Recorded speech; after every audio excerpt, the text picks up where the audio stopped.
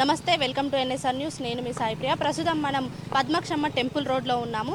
దాదాపు 3 నెలల నుండి ఇక్కడ చూసుకున్నట్టయితే ఏదైతే మనం నీళ్లు వెళ్ళే మోరికి పైన బ్రిడ్జ్ వేస్తున్నారు. ఏదైతే 3 నెలల నుండి బ్రిడ్జి ఇలాగే ఉంది.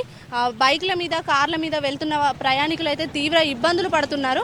3 నెలల నుండి ఇంకా కన్స్ట్రక్షన్ పూర్తి అవ్వట్లేదు. మరి కాంట్రాక్టర్లు ఏం చేస్తున్నారు, స్థానిక అధికారులు ఏం చేస్తున్నారు, ఉన్నతాధికారులు ఏం చేస్తున్నారు అని అయితే ఇక్కడ వెళ్ళే వాళ్ళైతే ప్రశ్నిస్తున్న పరిస్థితి మనం చూస్తున్నాము.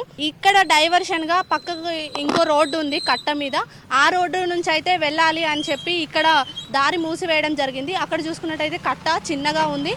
ఒక కారు వెళ్తే ఇంకో కారు వెళ్ళలేని పరిస్థితి చాలాసార్లు ఎదురైంది. అలాగా చూసుకున్నట్టయితే ఇక్కడ కాలేజ్ ఉంది, హంటర్ రోడ్లో స్కూల్స్ ఉన్నాయి. స్కూల్ బస్సులు కూడా ఇక్కడ నుండే వెళ్ళే పరిస్థితి. ఇంకా అధికారులు పట్టించుకోవడంపై స్థానికులు అయితే తీవ్ర ఆగ్రహం వ్యక్తం చేస్తున్నారు.